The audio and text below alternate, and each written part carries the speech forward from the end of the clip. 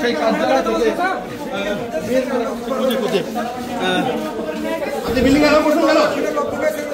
গণ অধিকার পরিষদের নেতাকর্মীদের এবং এখানে একটি টয়লেট সহ বিভিন্ন দোকান আসলে তারা ঢুকিয়েছিল। যখন আইনশৃঙ্খলা রক্ষাকারী বাহিনী তাদেরকে দূরে সরিয়ে দিচ্ছিল তখন তাদের লক্ষ্য করে এখান থেকে বের হয়ে তারা ইট পাটকেল ছুটছিল। পরবর্তীতে এই যে তাদের যে কার্যালয় সেই কার্যালয়ের ভিতরে আইনশৃঙ্খলা রক্ষাকারী বাহিনী তারা প্রবেশ করেছে এবং যারা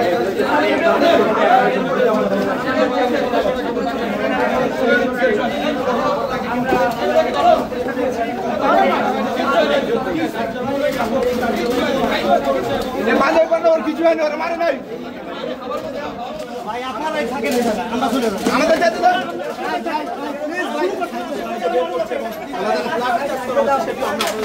দেখিয়েছি সরাসরি। দেখছেন আপনারা সরাসরি যুক্ত আছেন আলরাজি কমপ্লেক্সের ভিতর থেকে আপনাদের দেখানোর চেষ্টা করছি।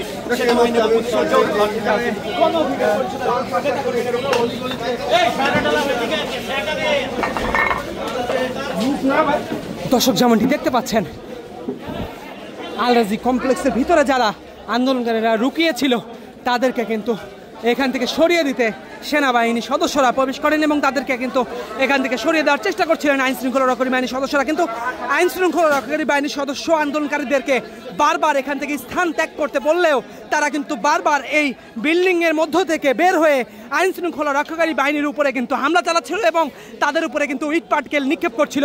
তার পরবর্তীতে কিন্তু পরিস্থিতি স্বাভাবিক করতে আইন শৃঙ্খলা রক্ষাকারী বাহিনীর সদস্যরা তারা কিন্তু লাঠিচার্জ করেন। এতে করে আন্দোলনকারী যারা ছিলেন তারা কিন্তু এখান থেকে ছত্রভঙ্গ হয়ে যায় এবং এই মুহূর্তে দেখতে পাচ্ছেন আইন শৃঙ্খলা রক্ষাকারী বাহিনীর সদস্য যারা রয়েছেন তারা কিন্তু পরিস্থিতি স্বাভাবিক করার চেষ্টা করছেন।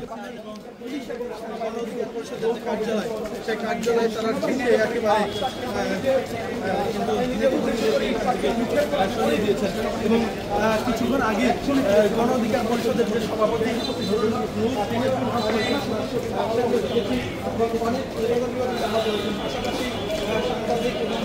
পুলিশ সদস্যরাও এই ধাওয়া আহত হয়েছে। দেখছেন একেবারে থমথমে পরিস্থিতি এই বিজয়নগর এলাকায়। দর্শক ধাওয়া পাল্টা ধাওয়া এই মুহূর্তে কিন্তু থমথমে অবস্থা বিরাজ করছে পুরো এলাকা। দর্শক আইন শৃঙ্খলা রক্ষাকারী বাহিনীর সদস্য যারা রয়েছেন তারা কিন্তু পরিস্থিতি নিয়ন্ত্রণে নিয়ে আসতে চেষ্টা করে যাচ্ছেন, কিন্তু আইন শৃঙ্খলা রক্ষাকারী বাহিনীর সদস্য যখন ধাওয়া দিয়ে গলি থেকে মূল সড়কে আবার এসে পৌঁছাচ্ছেন তখন কিন্তু আবারও আন্দোলনকারীরা সেই গলি থেকে বের হয়ে তাদের উপরে কিন্তু আবারও ইট পাটকেল নিক্ষেপ করছে। এইভাবেই কিন্তু কিছু সময় পর পর ধাওয়া পাল্টা ধাওয়া কিন্তু চলমান রয়েছে। দর্শক যেমনটি বলছিলাম এখানে যে পরিস্থিতি সেটা কিন্তু থমথমে অবস্থা বিরাজ করছে।